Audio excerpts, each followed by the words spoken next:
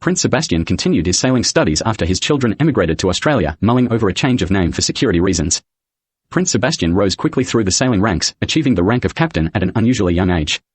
He then signed an agreement to captain the maiden voyage of a ship that was under construction, to be called the Titanic, the largest passenger vessel ever placed under construction at the time. He decided to use a pseudonym for security reasons, adopting the work name Captain Ed J. Smith. The launch of the maiden voyage of the Titanic, with my great-grandfather Prince Sebastian at the helm, was one of the most bizarre events in human history captured on film. The maiden voyage of that ship was a long-planned, organized crime mutiny-themed disaster. Years of planning and research had gone into the mutiny plot whilst the ship itself was under construction. It ended up being an organized crime mass murder, specifically to illegally pass on, or steal, inheritances.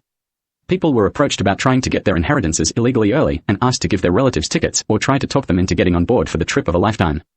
If the ship was sunk via mutiny, they were to receive their inheritances earlier than they should have. People who participated basically agreed to participate in the murder of their relatives who had named them beneficiaries of their estates.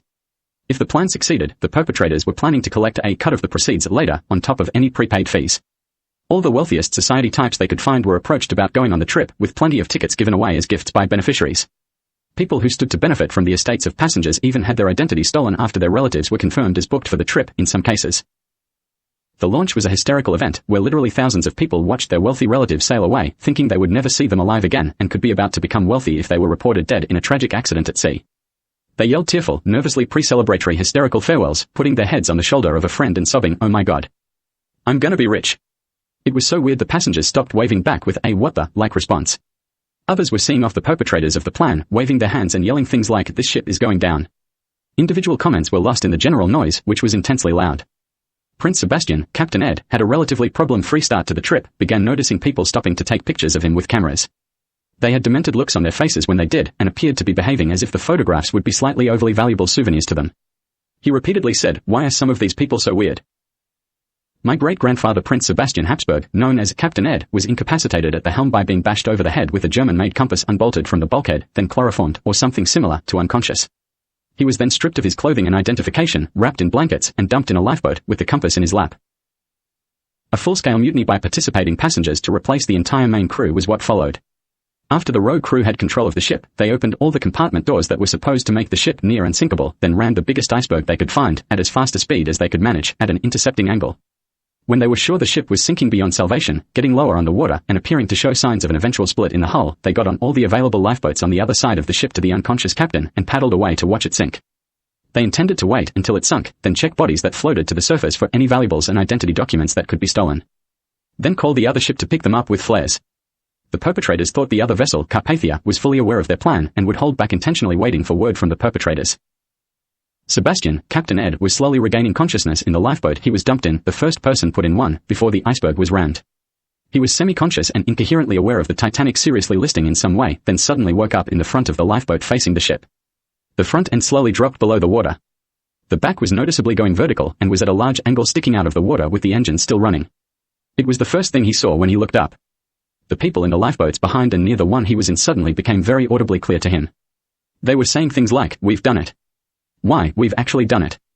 We've sunk it, murdered all those people, and stolen all those identities and inheritances." Staring like lunatics at it, quietly trying to congratulate each other, in the lunatic version of all. The back end kept lifting out of the water, the stack slid off the ship, the engines ground to a loud halt, and the remaining vessel went totally vertical. It then started sinking down under its own weight, with the air pressure inside the vessel still out of the water building as it rose, back end up. The air pressure inside suddenly became too great, and all available release points for air pressure on the vessel began to pop, particularly small compartments and any glass doors or windows. For an extended period of seconds, it sounded loudly like metal and glass breaking like cooking popcorn, from the base near the water to the end. The ship accelerated vertically downwards as the pressure released, then suddenly sank straight down and disappeared below the water. After a delay, the lifeboat Sebastian, Captain Ed, was in was suddenly pulled forward towards the spot the vessel's back end had disappeared in, sucked towards the hull the vessel left behind. His lifeboat then began to spin towards the majority of the other lifeboats.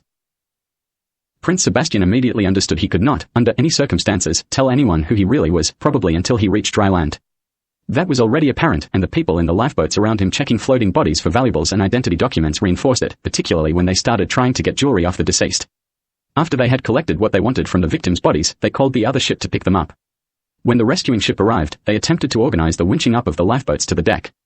It turned out not all of the people on board were aware of the deliberate sinking plot.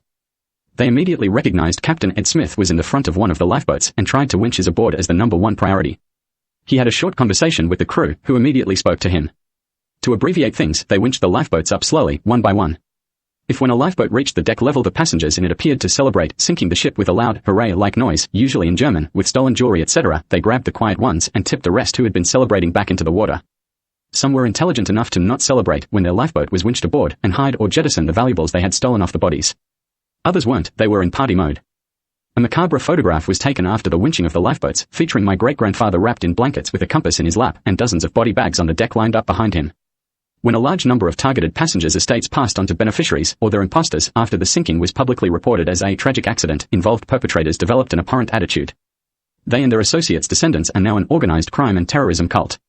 They pretend they have the precedent right to steal the family estates of anyone descended from a person on board the Titanic in the original incident, including estates that passed on to people who were aware of the original plan and gave the estate holders they inherited from tickets as gifts.